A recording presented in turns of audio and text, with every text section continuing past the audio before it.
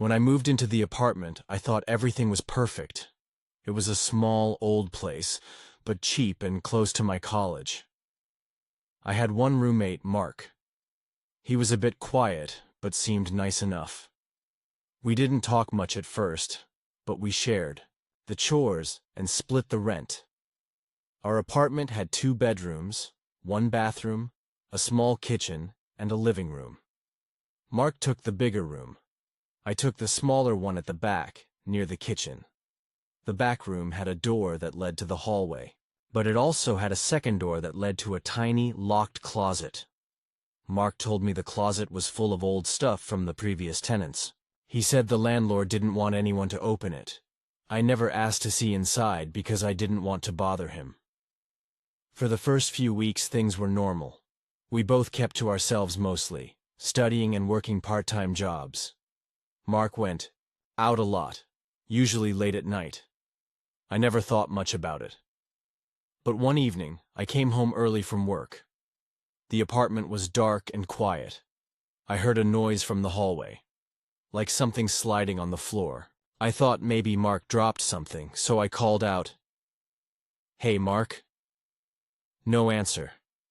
I flipped on the lights and saw the back door to the hallway, the one near my room, was open. The small closet door next to it was wide open too.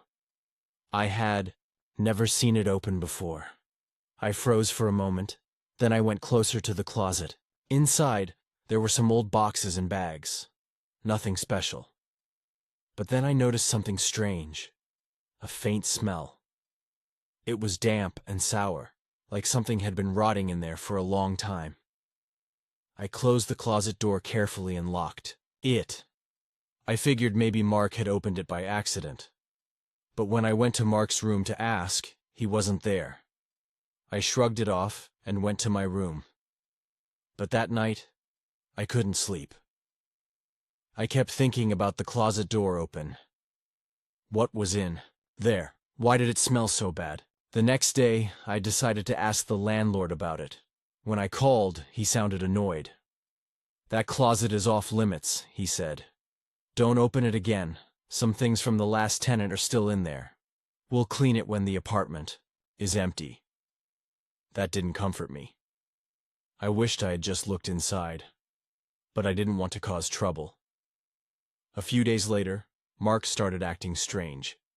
He was still quiet, but sometimes he'd stare at me for a long time without saying a word. Once, I caught him standing in the hallway, just outside my door, watching me while I studied. When I looked up, he quickly walked away. One night, I woke up because I heard heavy breathing outside my door. I opened my eyes and saw a shadow move in the hallway. I grabbed my phone and turned on the flashlight, but no one was there. My heart was pounding. I locked my door and stayed awake the rest of the night. The next morning, Mark was gone again. I texted him, but no reply. That afternoon, I heard a loud bang from the hallway. I rushed out of my room to see what happened. The closet door was wide open again. This time, I saw something I will never forget. On the floor, just inside the closet, was a pair of old shoes, soaked in what looked like dark, dried blood. I almost vomited. I grabbed my phone and took pictures. Then I called the landlord. He promised to send someone to clean and fix the door. That evening, Mark came home. He didn't say a word about the closet or the shoes. Instead, he just sat in the living room, staring at the wall. I wanted to ask him why he opened the closet or what was going on, but I was too scared. Over the next few days, the feeling of being watched got worse. I found marks on my bedroom door, scratches, like someone had tried to claw their way inside. My window was sometimes open in the morning, even though I always closed it. One night, I heard noises coming from the closet again. Soft scraping sounds, like nails dragging on wood. Told Mark about it. He laughed and said, "You're imagining things," but I knew I wasn't. Then one night I woke up to something heavy pressing on my chest. I couldn't move or breathe properly. It lasted for maybe a minute, and then it stopped. I sat up, shaking. I looked at my door. It was wide open. And standing, there was Mark. His eyes were dark, blank. He didn't say a word, just stared. I screamed and ran to the living room. Mark followed silently. The next morning, Mark was gone. I found a note on the kitchen table. It said, "Don't open the closet. Not everything wants to be found." I never opened that closet door again. But sometimes, when the apartment is quiet, I still hear the scratching, and I still wonder, what exactly was in that closet?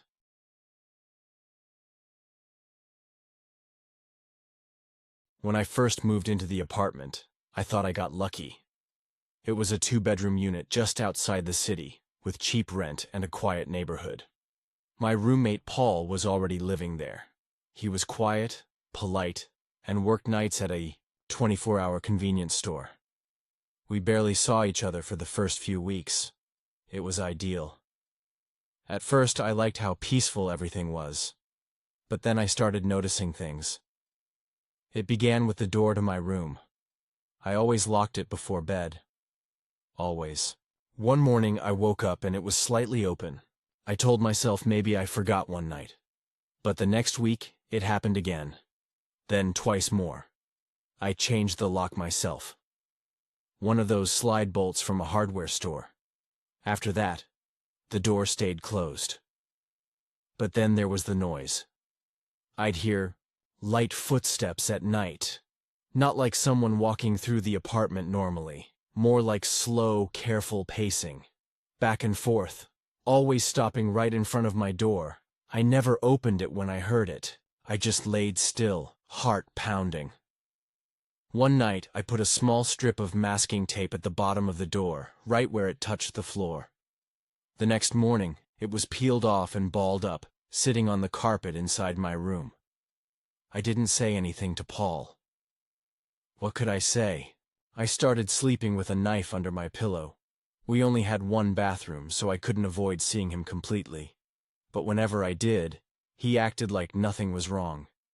He still made polite small talk, still wore that same gray hoodie every day. He always looked tired, dark bags under his eyes, unblinking stare, but he never mentioned being sleep-deprived. One night I couldn't sleep.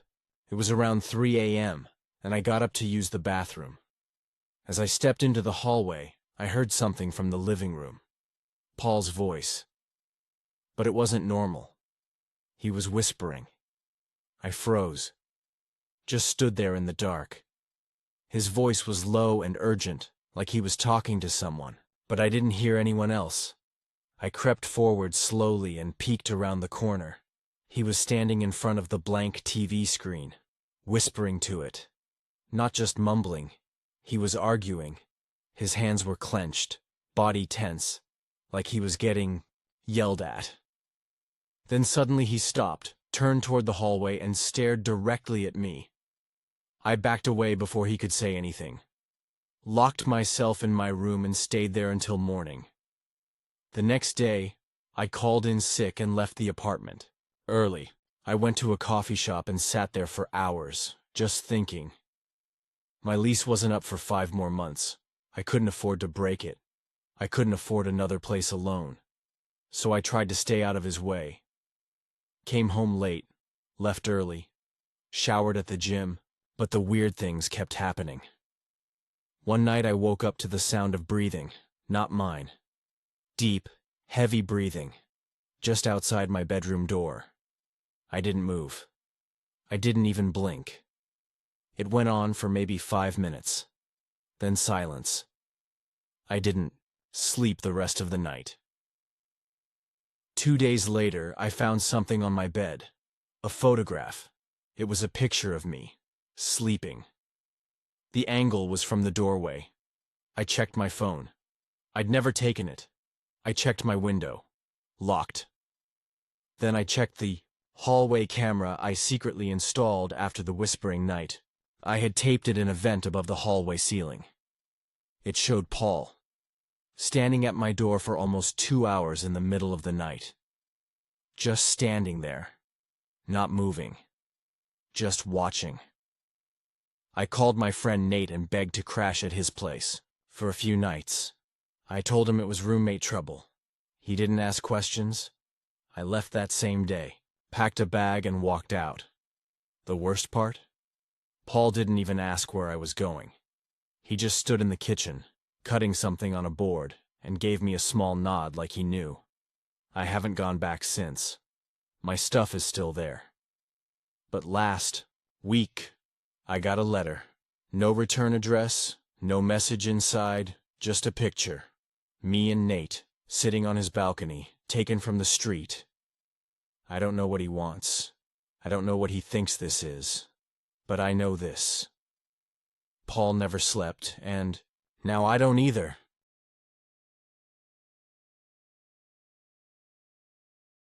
When I started college, I knew I had to find a cheap place to live.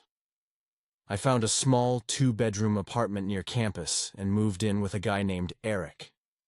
He was a senior, very calm and quiet, and said he worked nights at a warehouse. At first, everything seemed normal.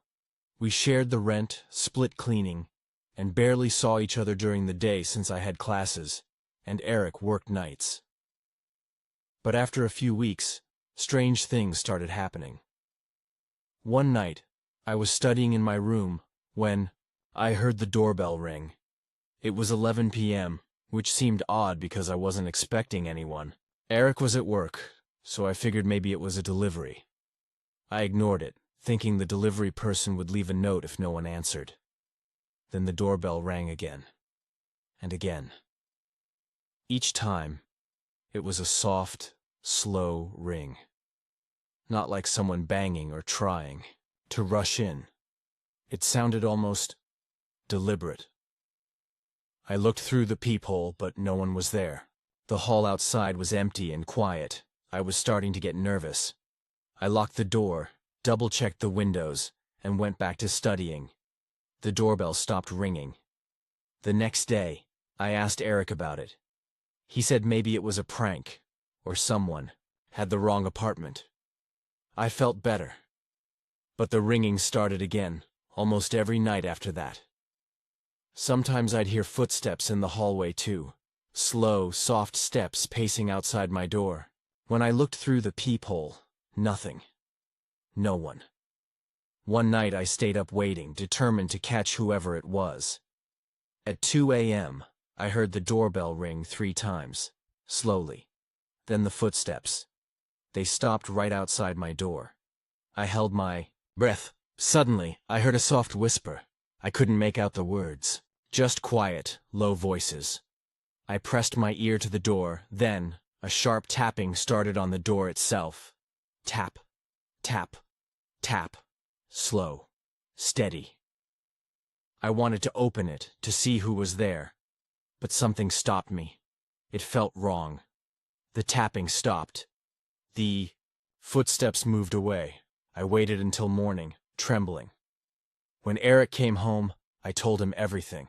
He looked serious but said, "Maybe it's someone messing with us. I'll keep an eye out." A few nights later, Eric came home late and found me pacing in the living room. I told him the doorbell rang again, and I was scared. He sighed and said, "I'll check the locks and the security system."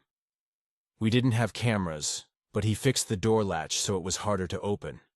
Still, the doorbell ringing and footsteps didn't stop. Then, one night, I woke up to a strange sound, the front door opening. I jumped out of bed and ran to the living room. No one was there, but the door was wide open, swinging slowly. I locked it immediately and checked all the windows. They were closed and locked. Felt frozen. Then I noticed something on the floor near the door, a small piece of paper. I picked it up. On it, in messy handwriting, was a single word: soon. My heart pounded. I showed the note to Eric the next day. He looked pale. That night, he stayed up with me. Around midnight, the doorbell rang once. Just once. We waited in silence.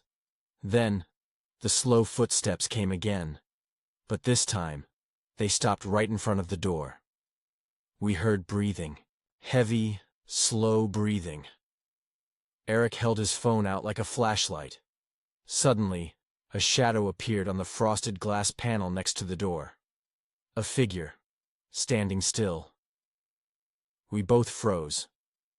The shadow moved slightly. A hand pressed against the glass. Then, the figure disappeared. We called the police. They came quickly, but found no sign of anyone outside.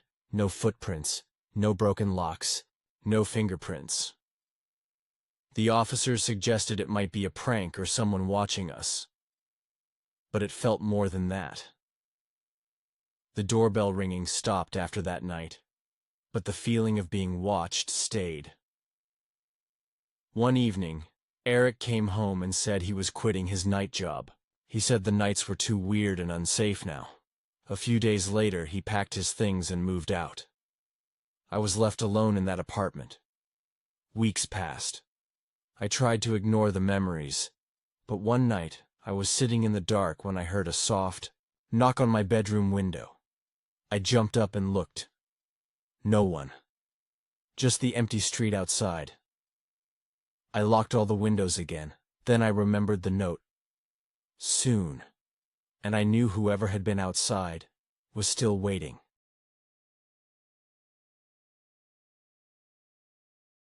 When I moved into my new apartment, I thought it was a fresh start. The place was small but clean, and the rent was just right for me and my new roommate Lisa. We found the apartment online and met just once before moving in. She seemed friendly and quiet, a good fit.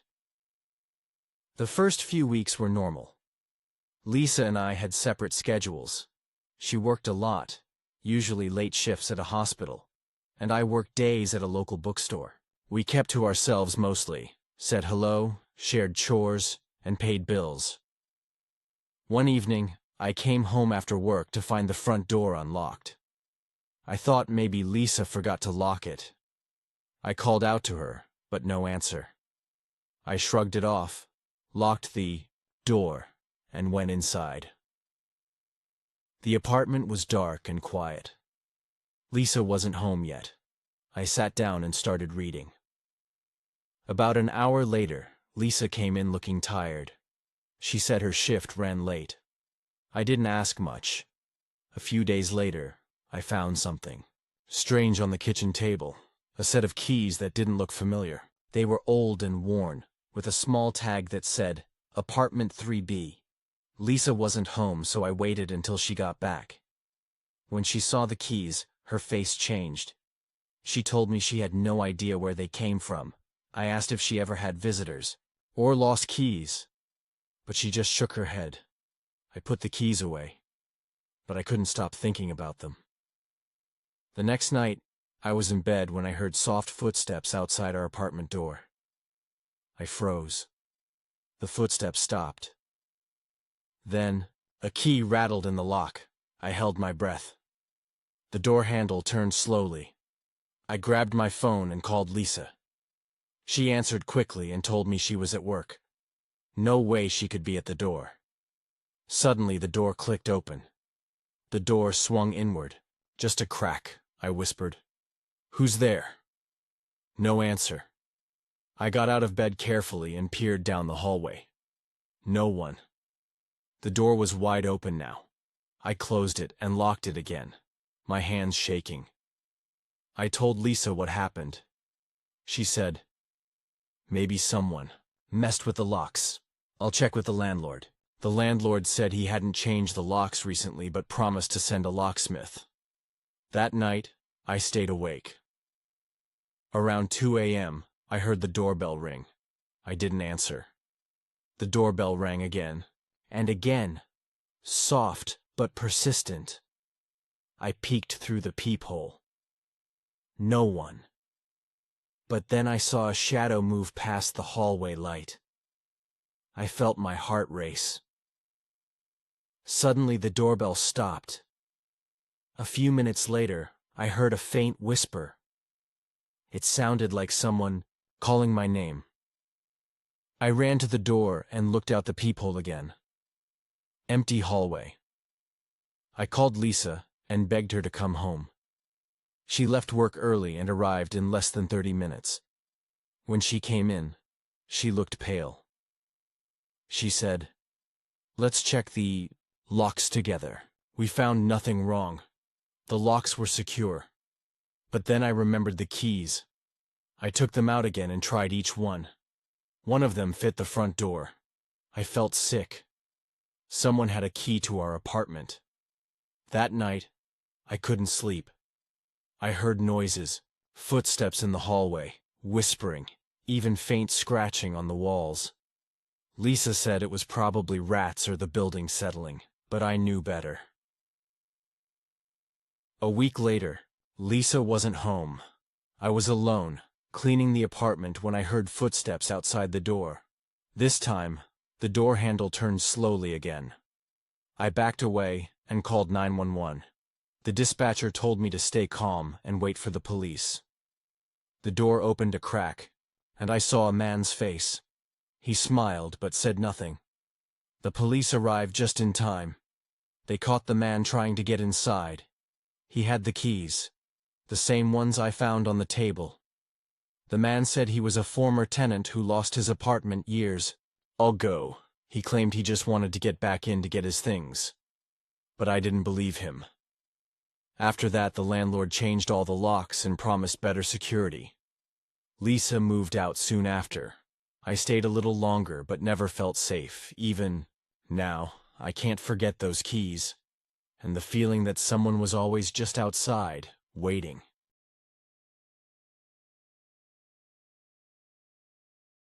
When I found out my old roommate was moving out, I was excited but also nervous. We never really got along, but I needed someone to share rent with, and I wasn't ready to live alone. So, after a few interviews, I found a new roommate, Mark. Mark seemed normal enough, polite, quiet, kept to himself. I thought things would be fine. The apartment was a small 2-bedroom near the city center. Mark and I agreed to split everything evenly. For the first few weeks, everything was okay. But then I noticed something strange. Mark never spoke to me. Not once. He would come home late, sometimes after midnight. He always stayed in his room, closed the door, and left early in the morning without saying a word. I tried to talk to him a few times, asked about his day, suggested we watch a movie or eat together, but he just nodded or gave one word answers. One night I came home late and found the apartment completely dark. I called out, "Mark?" No answer. I checked his room. The door was locked. I knocked softly but no response. I shrugged and went to bed. The next day, I found his door open a crack. Inside, the room was spotless, almost too clean.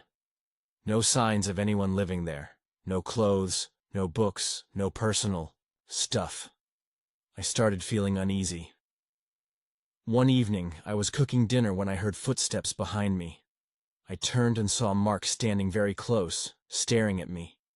He didn't say anything, just looked. His eyes didn't blink. I stepped back. He smiled, but it wasn't a friendly smile. It felt wrong. I asked if he was okay. He didn't answer. After that, the silence grew heavier. I began hearing strange sounds at night. Soft scratching on the walls, whispers I couldn't understand. Once, I woke up to find the bedroom door slightly open. Mark wasn't there. I searched the apartment, no sign of him. I went back to bed, but the door slowly creaked closed behind me. I started locking the doors and windows every night. One morning, I found a note slipped under my bedroom door. It said only, "I'm watching." I panicked. I asked Mark if he wrote it. He just stared, said nothing. Days passed, and I noticed more odd things. My things moved. Furniture shifted slightly. Phones left on the floor. I was scared to sleep. One night, I decided to stay awake. I sat in the living room, lights on. Around 2 a.m., I heard the bedroom door creak open. I held my breath. Mark stepped out, slowly. He looked calm, but his eyes were dark. He walked toward me. I wanted to scream but couldn't move. He stopped a few feet away. Then, without a word, he turned and walked back to his room. The next morning, I found the door wide open again. All his things were gone. No note, no message, just silence. I never saw Mark again. I moved out soon after. But sometimes, late at night, I swear I hear footsteps behind me. And the silence, that heavy, watching silence, never leaves.